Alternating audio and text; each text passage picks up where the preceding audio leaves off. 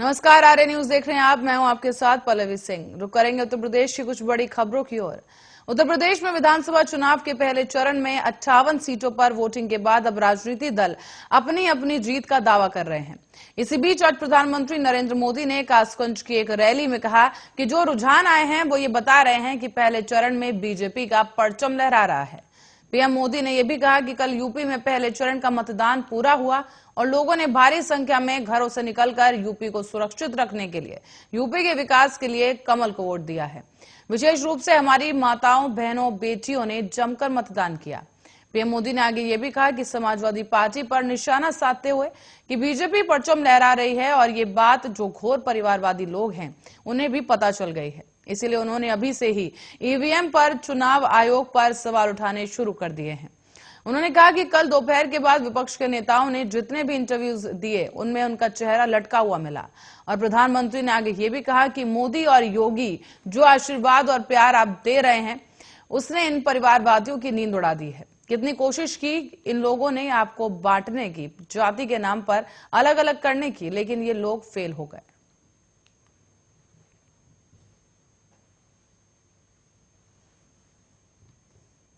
और उत्तर प्रदेश में विधानसभा चुनाव के पहले दौर का मतदान खत्म होने के बाद पार्टियां दूसरे चरण की तैयारियों में जुट चुकी हैं। यूपी के सीएम योगी आदित्यनाथ ने शुक्रवार को बदायूं जिले की बिसौली विधानसभा में वजीरगंज में जनसभा को संबोधित किया, जहां उन्होंने कहा कि हमारी डबल इंजन की सरकार दूसरी सरकारों से दोगुनी रफ्तार से काम करती है। कोविड-19 के दौरान कहा थी ये भाई बहन की जोड़ी, क्या आप सबके बीच बहन जी मौजूद थी? प्रदेश की जनता के लिए सिर्फ बीजेपी ने ही काम किया है। पूर्ववर्ती सरकारों पर हमला बोलते हुए सीएम योगी आदित्यनाथ ने कहा कि पिछली सरकारों में 18,000 गरीब अपने घर से महरूम हो गए थे। बीजेपी की सरकार में 43,50,000 गरीबों को घर मिला है। अकेले बदायूं जिले में 30,000 लोगों को अपना घर मिला। सीएम योगी ने कहा कि समाजवादी पार्टी किसान और महिला विरोधी ही नहीं बल्कि युवा विरोधी भी हो गई है। हमारी सरकार 1 करोड़ युवाओं को स्मार्टफोन और टैबलेट वितरित कर रही है। 209 लोगों को बदायूं में भी स्मार्टफोन और टैबलेट मिला है। इस पर समाजवादी पार्टी ने सवाल उठाया तो मैंने कहा कि सरकार बनने दीजिए, तब 2 करोड़ युवाओं को टैबलेट दिए जाएंगे।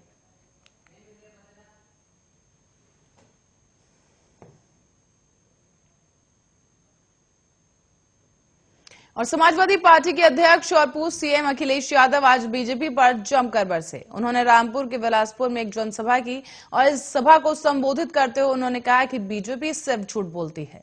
बीजेपी का छोटा नेता है तो छोटा झूठ बोलता है, बड़ा नेता है तो बड़ा झूठ बोलता है, और अगर सबसे बड़ा नेता है तो सबसे बड़ा झूठ बोलता है। उन्होंने आगे कहा कि ये चुनाव लोकतंत्र और संविधान को बचाने का चुनाव है। अखिलेश यादव ने कहा कि पहले चरण की चुनाव खत्म हो गया है, लेकिन पश्चिम के लोगों ने बीजेपी की खाट खड़ी कर दी। बाकी चरणों में बीजेपी का पूरा सफाया ही हो जाएगा। इसी दौरान उन्होंने सपा के वरिष्ठ नेता आजम खान का जिक्र करते हुए कहा कि उनके खिलाफ झूठे मुकदमे दर्ज किए गए और उन्हें जेल भेज दिया गया है। अखिलेश यादव ने यह भी कहा कि जिस गृह राज्य मंत्री अजय मिश्रा टेनी के बेटे ने किसानों पर थार चढ़ा दी, उसे आज खुलेआम छोड़ दिया गया है। अखिलेश ने कहा कि ये पहला चुनाव है जब आजम खान साहब नहीं हैं। सोचिए कि उन पर कैसे मुकदमे लगे हैं। उन पर बकरी चोरी का, भैंस चोरी का, किताब चोरी का मुकदमा लगा है। उन्होंने उनके खिलाफ झूठे केस लगाए हैं और मैं कहना चाहता हूं कि झूठे मुकदमे की उम्र लंबी नहीं होती। सही है कि परेशानी में है, उन्हें परेशानी उठानी पड़ रही है। अब्दुल्ला को भी उठानी पड़ी और बीजेपी उन्हें परेशान कर रही है। हम कोर्ट पर भरोसा करते हैं, सभी झूठे मुकदमे हटाए जाएंगे। और उत्तर प्रदेश में उन्नाव फिर से एक बार चर्चाओं में है। यहां पर एक 22 साल की दलित लड़की के लापता होने के 2 महीने बाद पुलिस ने राज्य के एक पूर्व मंत्री के बेटे के आश्रम के पास उसका शव बरामद किया। अब पोस्टमार्टम रिपोर्ट में लड़की के साथ दरिंदगी का खुलासा हुआ है।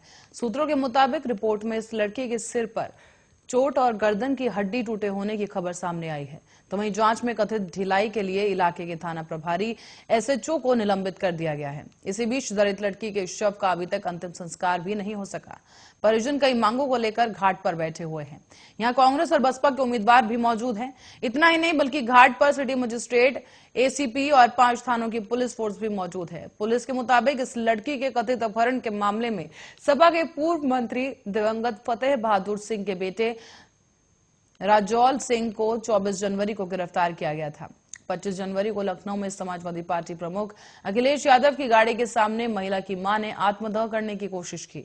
महिला की मां ने पुलिस पर विशेष रूप से स्थानीय एसएचओ अखिलेश चंद्र पांडे पर ढिलाई बरतने का आरोप लगाया था।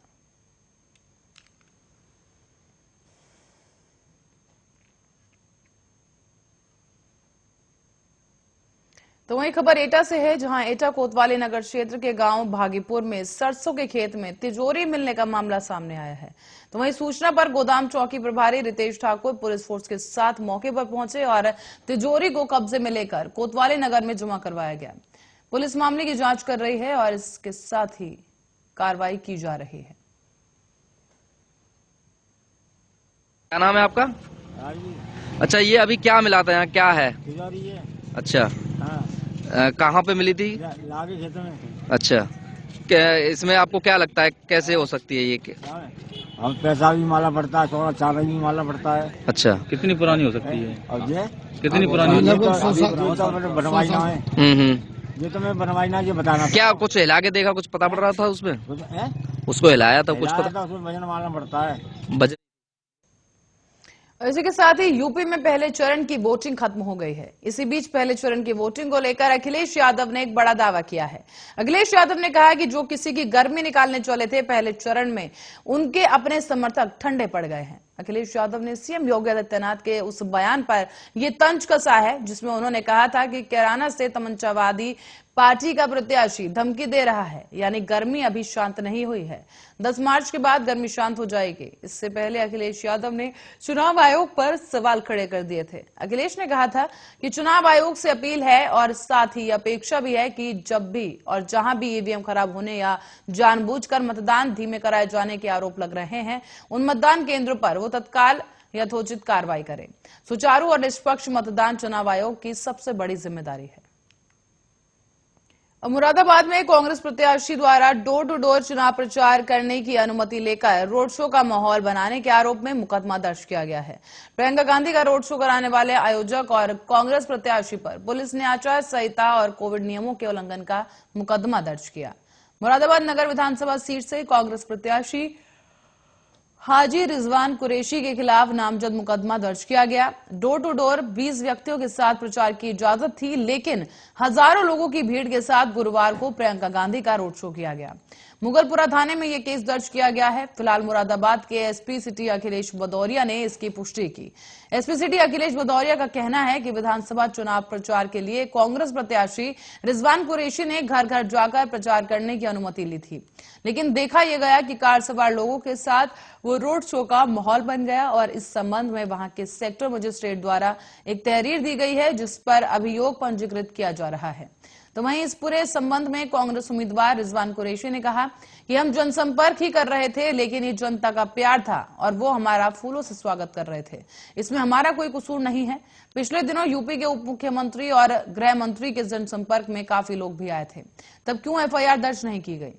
ये बीजेपी की विफलताओं का नतीजा है। बता दें कि जिस चुनाव प्रचार को लेकर मुकदमा लिखा गया है उसमें प्रियंका गांधी वाड्रा भी थी।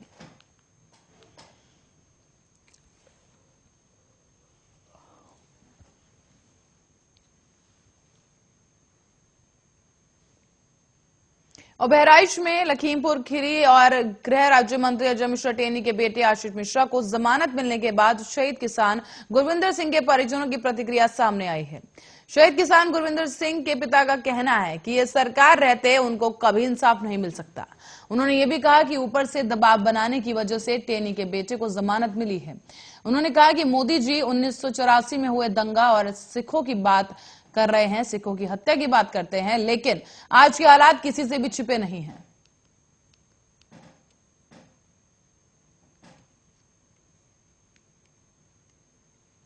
गुरविंदर सिंह जो है मेरा बेटा है और मैं उसका पिता सुखविंदर सिंह। भाई, इस सरकार के रहते हुए जो है कि हम लोगों को पहले भी कोई उम्मीद नहीं थी और ना ही अब उम्मीद है, क्योंकि इतनी जल्दी इनको जो है कि जमानत मिल जाना कोई अच्छी बात नहीं है। कि इसको जो है कि सरकार को कुछ सोचना समझना चाहिए और सोच समझ के जमानत देनी चाहिए। देखिए, बर्खास्तगी की बात तो एक अलग है, लेकिन ये जो जमानत वाली बात एक ये अलग है। क्यों इसकी जमानत या तो वकीलों की कमी से है, जो हमारे वकील हैं या तो उनकी कमी से है या फिर वकीलों के ऊपर कहीं से दबाव बनाया गया। तो वहीं उत्तर प्रदेश विधानसभा चुनाव के पहले चरण में 11 जिलों की विधानसभा सीटों पर वोट डाले गए और इस बार इन सीटों पर 60.17% मतदान हुआ है, जो कि साल 2017 के चुनाव से 2% कम है। पिछले विधानसभा चुनाव में इन निर्वाचन क्षेत्रों में 63.47% मतदान हुआ था। साल 2017 के चुनाव में बीजेपी ने इन 58 सीटों में से 53 सीटों पर जीत हासिल की थी। पहले जानते हैं, आपको बता दें कि कहां कितनी वोटिंग हुई। आगरा में करीब 60.33% वोटिंग की गई, अलीगढ़ में 60.49% वोटिंग हुई, बागपत में 61.35%, बुलंदशहर में 60.52%, गौतम बुद्ध नगर में 56.73%, गाजियाबाद में 54.77%, हापुड़ में 60.50%, मथुरा में 63.28%, मेरठ में 60.91%, मुजफ्फरनगर में 65.34% और शामली में करीब 69.42% मतदान किया गया है। पहले चरण का चुनाव जाट बहुल क्षेत्र में हुआ और इस चरण में राज्य सरकार के मंत्रियों श्रीकांत शर्मा, सुरेश राणा, संदीप सिंह, कपिल देव अग्रवाल, अतुल गर्ग और चौधरी लक्ष्मी नारायण समेत कुल 623 उम्मीदवारों के सियासी भाग्य का फैसला ईवीएम में बंद हो गया है। इनमें से अब 73 महिला उम्मीदवार भी शामिल हैं।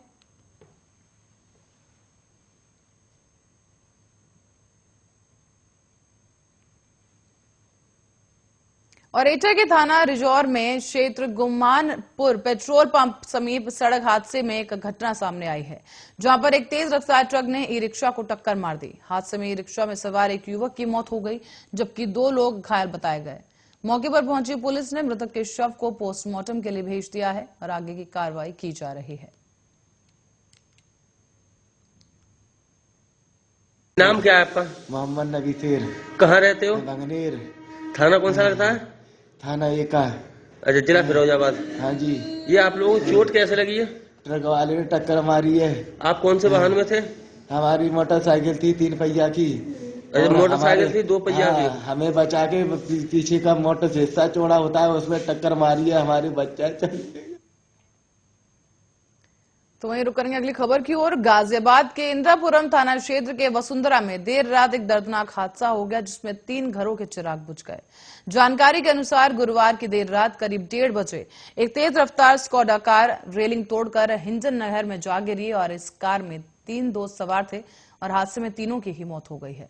कार सवार युवक खोड़ा क्षेत्र से अपने दोस्त की बहन की शादी में इंदिरापुरम के फार्म हाउस में आए थे और वहां पर शादी से वो वापस लौट रहे थे। अचानक से ही ये दर्दनाक हादसा हो गया, जिसमें 3 दोस्तों की नहर में डूबने से मौत हो गई।